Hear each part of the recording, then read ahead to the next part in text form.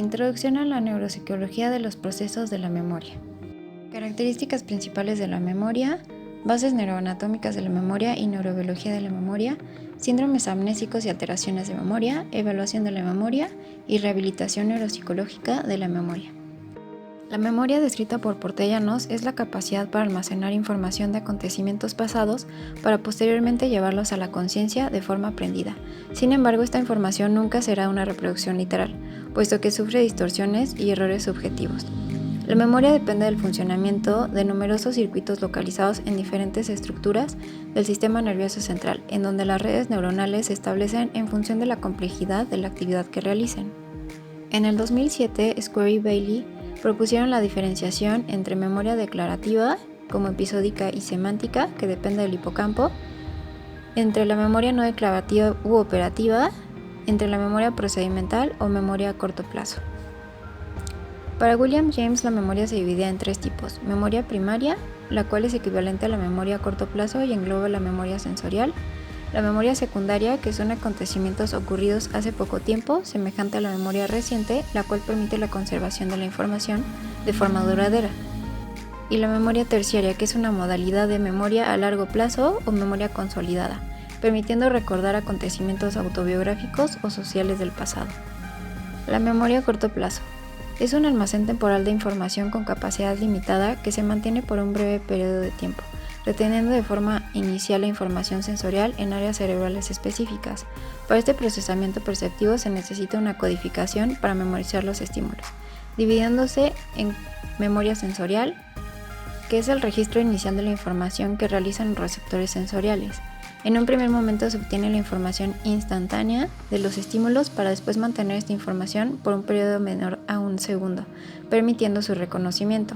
Por último, la información debe ser llevada a otros sistemas o de lo contrario desaparece, tal como se expone en el paradigma de Brown-Peterson, en donde observó que la brevedad del almacenamiento se veía afectada por dos factores, el decaimiento y la interferencia, explicando que si la información no se repetía mentalmente, se perdía. La memoria de trabajo u operativa está íntimamente relacionada a la memoria a corto plazo, la cual también tiene una capacidad limitada. La diferencia es que esta va a controlar, manipular y gestionar la información contenida en la memoria a corto plazo, permitiendo realizar de manera simultánea varias tareas cognitivas mediante procesos ejecutivos de anticipación y monitorización. Esta se divide en tres tipos: núcleo fonológico, agenda visoespacial y ejecutivo central, el cual es un sistema atencional de capacidad limitada y se encarga de planificar, organizar, tomar decisiones y la ejecución de tareas para poder realizar una operación cognitiva. La memoria a largo plazo es un sistema en donde se almacena información por periodos de tiempo prolongados o de forma permanente con una capacidad ilimitada, la cual puede encontrarse inactiva hasta que las exigencias requieran recuperarla. Se divide en dos subsistemas: memoria declarativa y no declarativa. La memoria declarativa o explícita es la forma de recordar de forma consciente, con intencionalidad, la información, siendo capaces de informar por medio del lenguaje sobre estos hechos, ideas o acontecimientos adquiridos a través del aprendizaje. Se relacionan con hechos autobiográficos o de tipo cultural, de acontecimientos, caras o palabras. Esta memoria declarativa se divide en memoria semántica y memoria episódica. La primera se relaciona a acontecimientos culturales que se encuentran en símbolos y conceptos. Esta memoria no se pierde en amnesias, pero sí en demencias o síndrome confusional agudo. La memoria episódica es la memoria de hechos y acontecimientos de una persona y es la que se ve más afectada por el olvido, por la exigencia de referencias espaciotemporales determinadas para recordar un acontecimiento preciso. La memoria autobiográfica es una variedad de memoria episódica que se hace referencia a lo que pasó a lo largo de la vida de una persona. Memoria no declarativa o implícita es cuando el recuerdo es inconsciente y la recuperación no es intencional. Portellano afirma que es el sistema más importante de obtención de información en todas las especies animales, ya que permite la adaptación al medio ambiente mediante automatismos, registrando información aunque no seamos conscientes de ellos, para luego utilizar esa misma información de igual forma inconsciente, por ejemplo, conducir un auto. Este incluye la memoria de procedimiento, el efecto priming y habilidades y hábitos, así como el aprendizaje asociativo de condicionamiento clásico o instrumental y el aprendizaje no asociativo, que sería habituación y sensibilización. El estudio de la lesión cerebral de las amnesias se amplió mediante el paradigma de memoria del caso de Henry Molaison, H.M., en 1953, quien fue sometido a una cirugía cerebral para mejorar los síntomas de epilepsia severa, en donde se le removieron ambos hemisferios del lóbulo temporal medial, que resultó en una amnesia anterograda masiva que afectó de forma importante a la memoria a largo plazo. Memoria anterograda es la memoria de los acontecimientos a partir de un hecho concreto que define la capacidad para aprender nueva información. Memoria retrógrada es la capacidad para recuperar información que ha sido almacenada o aprendida. Memoria retrospectiva es la capacidad de recordar los acontecimientos y acciones del pasado. Memoria prospectiva es la capacidad para recordar qué actividades debemos realizar en el futuro y se encuentra en el lóbulo frontal, que es el encargado de ejecutar esta tarea. Bases neuroanatómicas de la memoria y neurobiología de la memoria. Al hablar de memoria resulta inevitable discutir el tema del aprendizaje, ya que son procesos íntimamente relacionados. Para lograrse han de realizarse cambios en el nivel neurofisiológico, requiriendo de un alto nivel de plasticidad cerebral. La experiencia va a producir cambios en nuestro sistema nervioso central y de esta forma se van a producir modificaciones que tendremos, aprenderemos y que constituyen lo que denominamos memoria. Sistema de memoria hipocampal. Las tres estructuras implicadas en la memoria procedimental son la corteza cerebral de la región parahipocampal, implicadas en las tareas de asociación neocortical. Hipocampo. Es la clave de la formación de nuevas memorias y aprendizaje a través del cíngulo y de las conexiones con diferentes áreas de la corteza cerebral, recibiendo gran parte de la información. Al momento de requerir y recordar determinados detalles de la información, el hipocampo emitirá señales para que estos detalles se repitan de forma sucesiva hasta que se almacenen permanentemente en áreas de la corteza cerebral. La gestión del hipocampo se relaciona a propiedades de organización. Región parahipocampal.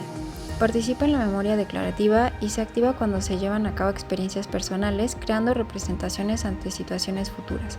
El área de Brodmann se ubica en esta región, implicada en la integración multimodal de alto orden y del reconocimiento facial. La gestión del parahipocampo se relaciona a propiedades de persistencia e incorporación de información nueva y reciente. Lóbulos temporales mediales. Activan estructuras de la memoria explícita. El hipocampo y las estructuras mesencefálicas forman y consolidan la memoria declarativa, que finalmente se almacena en otras regiones del hipocampo y en el giro parahipocampal, necesarios para codificar y fijar los recuerdos de acontecimientos, objetos en el tiempo y espacio. Ganglios basales, corteza prefrontal y cerebelo. Estas estructuras están implicadas en la memoria no declarativa, diferenciadas de los lóbulos temporales mediales, que no están involucrados en esta memoria. La memoria procedimental está relacionada con el fenómeno del premio, influyendo de manera importante en la conducta inconsciente. Amígdala. Está relacionada con el aprendizaje de tipo emocional. Síndromes amnésicos y alteraciones de memoria. En neuropsicología se entiende síndrome amnésico como aquellas alteraciones de la memoria que están relacionadas con los daños en los lóbulos temporales mediales, en estructuras diencefálicas y proencefálicas, causados por enfermedades del sistema nervioso o por lesiones en diferentes áreas del cerebro. Amnesia es la pérdida total o parcial de la capacidad para recordar y se trata de un trastorno en el que la memoria, por encima del resto de otras funciones cognitivas, está mucho más afectada, encontrando la amnesia anterógrada y retrógrada. Amnesia anterógrada. Los pacientes con amnesia anterógrada manifiestan la incapacidad para adquirir información nueva y mantenerla en su memoria a largo plazo, a consecuencia de traumatismos craneales. Se encuentra presente en la psicosis de Wernicke-Korsakoff o en lesiones límbicas bilaterales del complejo hipocampo-amígdala. Amnesia retrógrada. Es una situación patológica en la que se pierden memorias explícitas adquiridas previamente a la lesión cerebral. Amnesia hipocámpica. En el paradigma en el caso de HM, como consecuencia de lesiones vasculares o cráneoencefálicas, intoxicaciones o encefalitis. Amnesia diencefálica. El paradigma es el síndrome de Korsakoff, trastorno psiquiátrico resultado del abuso prolongado y excesivo al alcohol, provocando una deficiencia de tiamina, vitamina B, o provocado por lesiones de la arteria cerebral anterior, hemodiálisis o tumores. Amnesia frontal.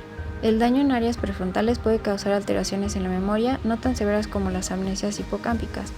Entre los principales problemas observados encontramos trastornos de la atención asociados con la memoria a corto plazo y memoria de trabajo, trastornos de metamemoria sobrevalorando su capacidad para memorizar, compromiso para aprender tareas secuenciales, confabulación, amnesia de contexto, trastornos de memoria episódica, dificultad para recordar el orden temporal de acontecimientos y trastornos de memoria prospectiva con dificultad para programar actividades en el futuro. Las agresiones al sistema nervioso pueden generar sintomatología amnésica, producidas por traumatismos craneoencefálicos, alteraciones cerebrovasculares, tumores, enfermedades infecciosas, epilepsia, procesos neurodegenerativos, envejecimiento, etc. Estas situaciones patológicas no producen los mismos efectos en todos los pacientes y el cuadro amnésico consecuente va a tener una magnitud según la lesión y la localización de la misma. Aquí se divide en epilepsia, traumatismo craneoencefálico, como amnesia postraumática. Tenemos la amnesia psicológica, amnesia disociativa, amnesia selectiva, amnesia por ansiedad, hipermnesia, paramnesias, paramnesia del recuerdo, confabulación, falsos recuerdos delirantes, pseudología fantástica, paramnesia de reconocimiento, falso reconocimiento, déjà vu, déjà vécu, jamais vu, amnesias, síndrome de Ganser, afección amnésica por accidente cerebrovascular, demencias, Alzheimer, demencia vascular, demencia frontotemporal y demencia de Lewy. Evaluación de la memoria. A través de las diferentes herramientas disponibles de evaluación, se puede obtener información cuantitativa relativa a las puntuaciones del sujeto en el contexto utilizado. De la misma forma, se puede obtener información cualitativa relativa a cómo el sujeto responde a los diferentes ítems o tareas de las pruebas, observando cómo el sujeto va respondiendo, ubicando los errores y perseveraciones. La información cualitativa es tan importante como la cuantitativa. En cualquier proceso en el que se deba obtener información sobre el funcionamiento cognitivo y conductual, se debe trabajar de forma paralela al enfoque. La evaluación de la memoria debe incluir las características de la memoria episódica y semántica, así como la capacidad de aprendizaje verbal y visual a corto plazo, la retención inmediata y el olvido. También es de relevancia determinar el grado de eficacia de recuerdo libre y el grado de susceptibilidad a la interferencia. Todo esto para poder destacar qué procesos, como la percepción y comprensión visoverbal, no están influyendo en el rendimiento del sujeto. Pruebas psicológicas. La evaluación neuropsicológica puede realizarse de forma generalizada, valorando el perfil cognitivo completo del sujeto, o solo valorar alguno o algunos procesos cognitivos. Dependiendo de la situación, será necesario utilizar pruebas específicas para poder discriminar si la situación del paciente es o no patológica.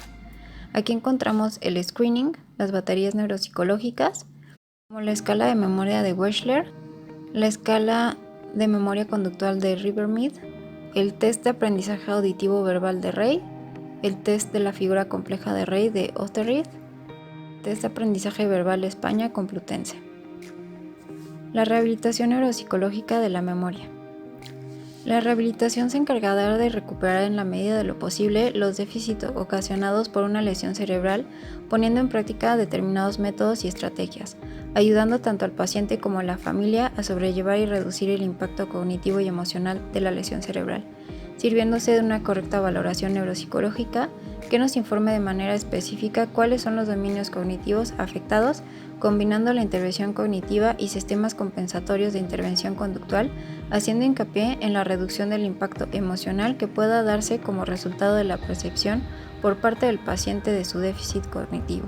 Dentro de las técnicas y estrategias encontramos ayudas externas como diarios, cuadernos, teléfonos móviles, técnicas de aprendizaje por ensayo, procesos cognitivos, fármacos, técnicas de reestructuración, reorganización y compensatorias, claves ambientales próximas y distales. La eficacia de rehabilitación neuropsicológica en procesos neurodegenerativos dependerá de varios factores como la competencia cognitiva y actividades de la rutina diaria, así como el estado de ánimo, la capacidad de hacer frente a la enfermedad de un impacto social y la carga de estrés. La rehabilitación del déficit de memoria implica la participación de distintos profesionales de la salud, como médicos, neuropsicólogos, psicólogos, neurólogos, trabajadores sociales, familiares, etc., con una adecuada participación y coordinación.